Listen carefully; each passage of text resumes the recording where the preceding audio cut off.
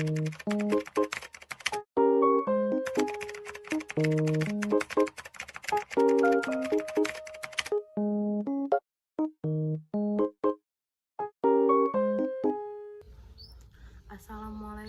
warahmatullahi wabarakatuh. Perkenalkan, nama saya Genia Fiza dengan NIM 1312-20022.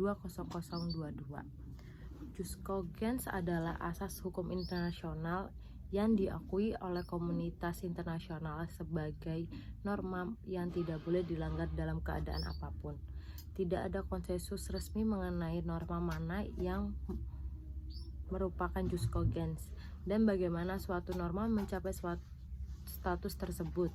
Walaupun begitu, beberapa norma yang biasanya dianggap sebagai jus cogens adalah pelanggaran genosida, pembajakan, perbudakan, dan penyiksaan.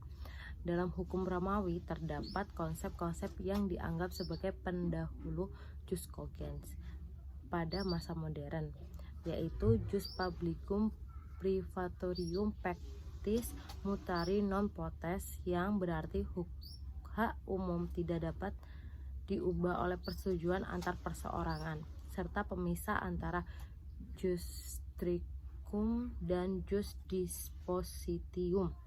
Pada abad 17 dan abad ke-18, para pemikir yang menganut gagasan hukum kodrat mengemukakan pendapat bahwa terhadap hukum yang tidak mengenal waktu dan berada di luar jangkauan negara, dan hukum ini diyakini dapat menyingkirkan serta membatasi hukum yang dikeluarkan oleh suatu negara. Walaupun begitu, yang berujung pada kelahiran konsep jus cogens bukanlah tradisi hukum kodrat, tetapi malah asas-asas yang diserap dalam hukum internasional. Sumber hukum internasional harus sesuai dengan jus cogens, dan itu sifatnya memaksa dan tidak boleh disimpangi. Oleh karenanya, setiap sumber hukum internasional yang bertentangan dengannya menjadi batal dan tidak sah. Tetapi, sebelumnya harus melalui prosedur yang berlaku sebagaimana dijelaskan pada pasal 65 dan 67 konvensi tersebut. Patokan dari para pakar untuk mengidentifikasikan norma-norma jus cogens, dari sekian patokan-patokan yang ada, mungkin patokan dari Verdroes adalah yang paling mendekati. 3 tipe jus cogens yakni 1. Kaidah-kaidah yang menyangkut kepentingan bersama masyarakat internasional secara keseluruhan. 2. Kaidah-kaidah yang dibentuk demi tujuan-tujuan kemanusiaan. 3. Kaidah-kaidah yang ditempatkan oleh Piagam PBB melawan perjanjian-perjanjian atau penggunaan kekerasan dalam hubungan internasional. Terdapat syarat-syarat suatu kaidah hukum dapat dinyatakan sebagai jus cogens, adapun syarat tersebut meliputi 1. Syarat double consent. 2. Syarat universalitas. Syarat ini termanifestasikan dalam pasal 53 Konvensi Wina 1969 maupun 1986. Dalam pasal tersebut, secara garis besar dikatakan bahwa suatu kaidah hukum dapat dianggap sebagai jus cogens jika kaidah hukum tersebut telah disetujui oleh negara-negara sebagai kaidah hukum internasional yang bersifat umum dan memaksa. Kemudian, kaidah tersebut haruslah diakui dan diterima oleh masyarakat negara sebagai keseluruhan atau secara universal oleh semua negara tanpa terkecuali. Assalamualaikum warahmatullahi wabarakatuh. Perkenalkan, nama saya Halimatus Sa'diyah dengan NIM 13122009. Di sini saya akan menjelaskan pendapat saya tentang batas maksimal seorang bisa mendaftar menjadi seorang presiden. Berbagai negara menetapkan batas usia maksimal menjadi presiden, anggota parlemen, atau yang menduduki jabatan politik tertentu. Batas usia itu adalah putusan politik dan hukum sesuai dengan budaya di tiap negara masing-masing.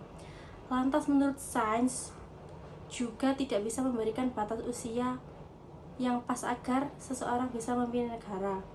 Tidak apa-apa kalau di bawah 40 tahun untuk menjadi seorang presiden, tapi syaratnya pernah atau menduduki jabatan yang dipilih melalui pemilihan umum, termasuk pemilihan kepala daerah. Putusan ini menguatkan Kedewasaan seseorang, kondisi itu terjadi karena umur biologis atau umur kronologis senantiasa berjalan beriringan dengan umur psikologis yang menunjukkan kematangan kognitif maupun kematangan mental emosional seseorang.